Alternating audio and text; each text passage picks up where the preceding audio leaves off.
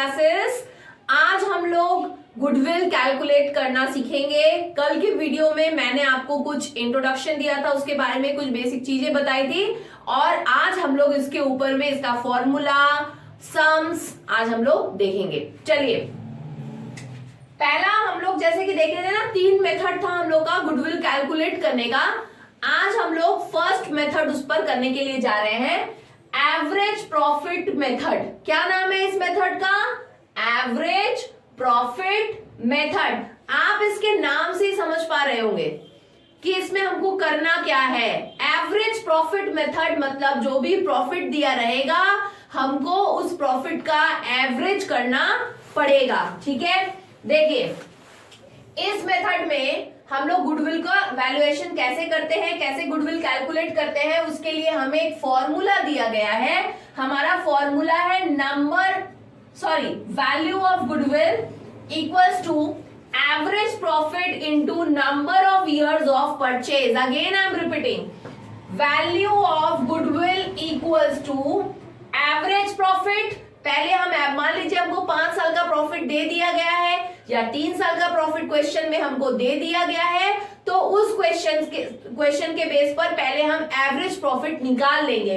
तो जो हमको एवरेज प्रॉफिट निकल के आएगा उसको हम लोग यहां लिखेंगे into number of years of purchase. हमको क्वेश्चन में बता दिया रहेगा कि हमारा number of year of purchase कितना है, तो वो हम यहां लिखेंगे। जब हम इन दोनों को मल्टीप्लाई करेंगे तो हमारा वैल्यू ऑफ गुडविल निकल जाएगा।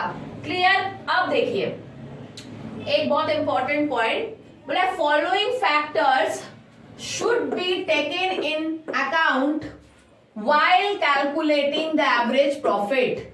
मतलब जब आप एवरेज प्रॉफिट निकाल रहे हो, आप यहां पर एवरेज प्रॉफिट किस लिए निकाल रहे हो? क्योंकि आपको गुडविल का वैल्यू निकालना है, इसलिए गुडविल के वैल्यू निकालने के लिए हम एवरेज प्रॉफिट निकाल रहे हैं। तो हमें इनमें कुछ बातें हैं जिसका ध्यान रखना है। उसका पहला क्या है? Abnormal income should be deducted. यहाँ ये जो माइनस लिखा हुआ है मैंने पूरा लिखा नहीं है, आपको मैं बता देती हूँ। abnormal income should be deducted, minus का साइन है मतलब should be deducted from out of net profit of that year। मतलब हमारे कहने का मतलब ये है, मान लीजिए हमको 2001 का हमको प्रॉफिट दिया गया है, ये प्रॉफिट लिखा है मतलब यही हमारा नेट प्रॉफिट है। मान लीजिए सिंपल प्रॉफिट लिखा हुआ है मतलब वो हमारा नेट प्रॉफिट है।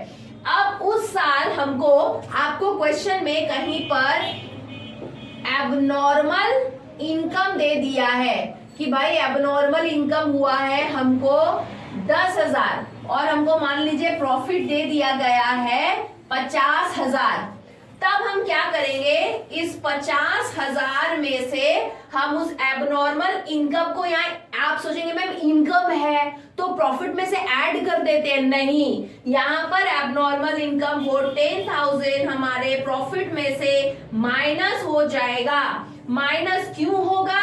माइनस इसलिए होगा, देखिए अगर मान लीजिए किसी साल हमको किसी भी तरह का एबनॉर्मल इनकम आ गया, एबनॉर्मल इनकम आ गया मतलब हो सकता है कि हमारा कोई पुराना एसेट्स रखा हुआ था बेच दिया, कुछ स्क्रैप रखा हुआ था हमने उसको बेच दिया और बेच देने की वजह से हमको कुछ एक्स्ट्रा प्रॉफिट हो गया।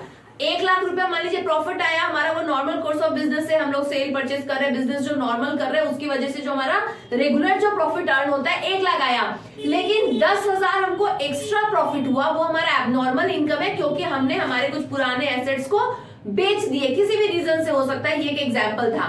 तो ये जो एबनॉर्मल इनकम, ऐसा नहीं हमें हर साल सेल करेंगे एसेट्स हमको मिलेगा, ये इनकम आपको हर बार हो ये जरूरी नहीं है। ये इन सर्टेन मतलब हो गया, उस टाइम पर आपके पास स्क्रैप था आपने बेच दिया, कुछ पुराने एसेट्स थे आपने बेच दिए, लेकिन ऐसा हर बार हो ये जरूरी नहीं है। वो हमारे बिजनेस से, normal course of business run करने से होने वाला प्रॉफिट नहीं है एबनॉर्मल प्रॉफिट। तो उस प्रॉफिट की वजह से क्या हमारा गुडविल बढ़ेगा? हमारे बिजनेस का गुडविल क्या बढ़ेगा? बिल्कुल भी नहीं बढ़ेगा। उसकी वजह से हमारा उसका कोई भी इफेक्ट हमारे गुडविल को कैसे पड़ेगा? हम अगर किसी बिजनेस को खरीदने के लिए जा रहे हैं तो हम देखेंगे ना कि हर साल वो बिजनेस कैसे प्रॉफिट अर्न कर रहा है। पिछले साल कितना प्रॉफिट हुआ था, उसके पिछले साल कितना प्रॉफिट हुआ था, उसके मतलब हम पिछले 3 सालों का एवरेज देखते आ रहे हैं। किसी बिजनेस को देख के हम चेक करेंगे कि हमें ये बिजनेस लेना चाहिए या नहीं लेना चाहिए। आप एक एग्जाम्पल ले लीजिए। सपोज करिए, बढ़िया से समझेंगे, सपोज करिए एक एबीसी लिमिटेड एक कंपनी है, हम उसका गुडविल लेना चाहते हैं, या एक फार्म है, एबीसी एक फार्म है, हमको उसका गुडविल लेना है।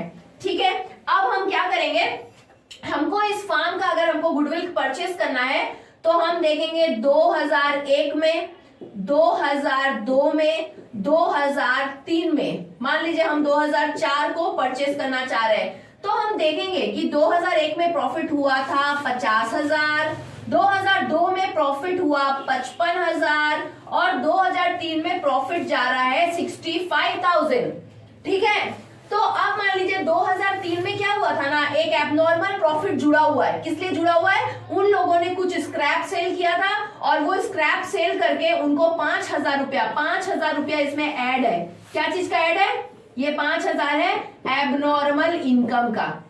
एबनॉर्मल इनकम मतलब कोई स्क्रैप बेच के या कोई पुराना एसेट्स बेच के हमको इनकम हुआ।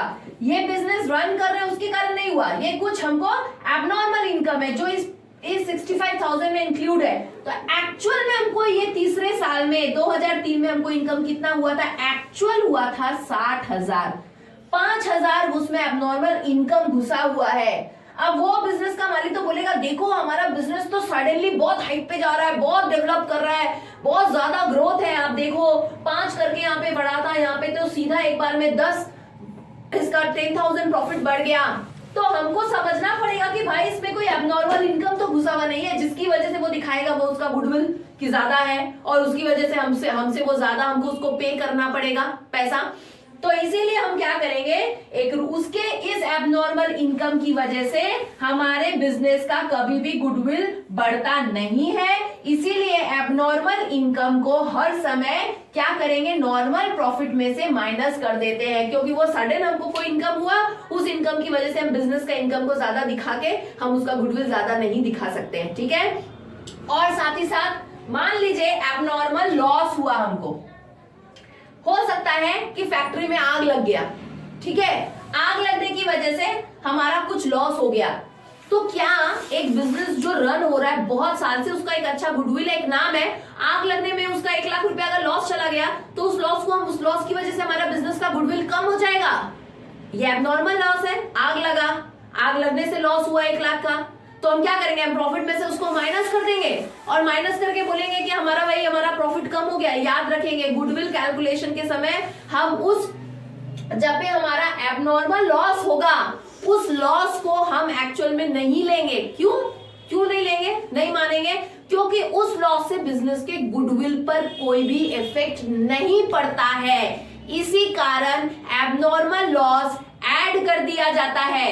याद रखेंगे, एबनॉर्मल प्रॉफिट को क्या करेंगे, माइनस करेंगे। माइनस क्यों करेंगे भाई? उस प्रॉफिट से हमारे बिजनेस के गुडविल पर इफेक्ट नहीं पड़ रहा है, वो प्रॉफिट हम क्यों घुसा के रखेंगे अपने प्रॉफिट में? हो गया कभी प्रॉफिट आ गया, हटाओ उस एबनॉर्मल प्रॉफिट को।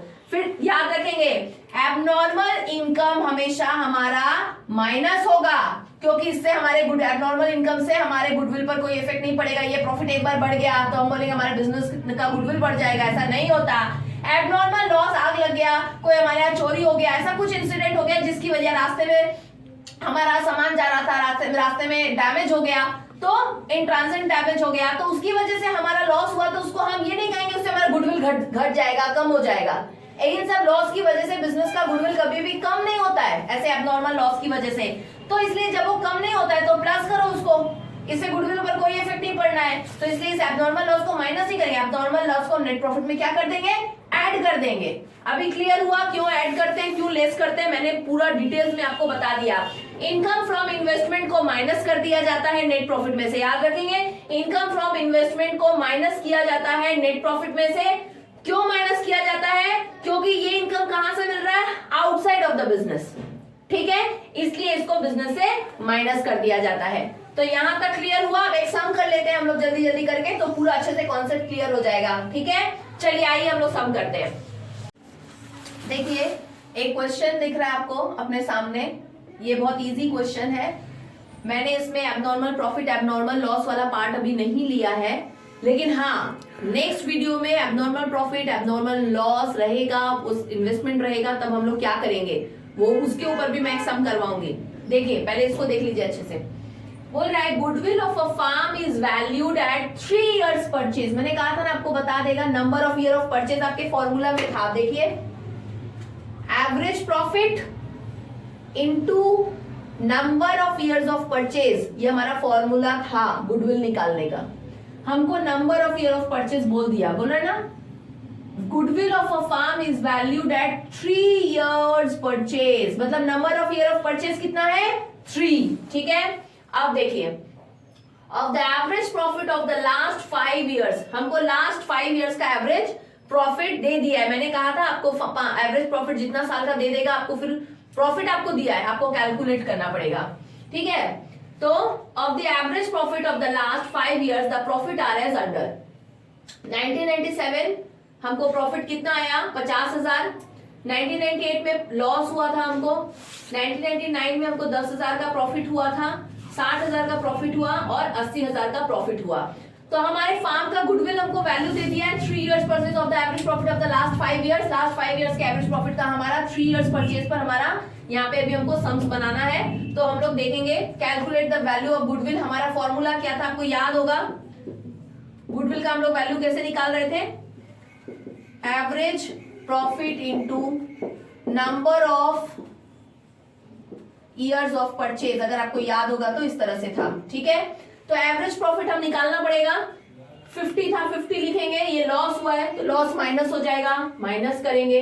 उसके बाद ये तीनों प्रॉफिट है, इसलिए तीनों को 10,000 60,000 8,000 ऐड कर दिया, डिवाइडेड बाय 5, क्योंकि 5 साल का हमको ये प्रॉफिट और लॉस दिया हुआ है तो हम 5 करेंगे, हमको एवरेज प्रॉफिट निकल जाएगा। तो हमारे फॉर्मूला में सबसे पहले हमको एवरेज प्रॉफिट ही लिखना है।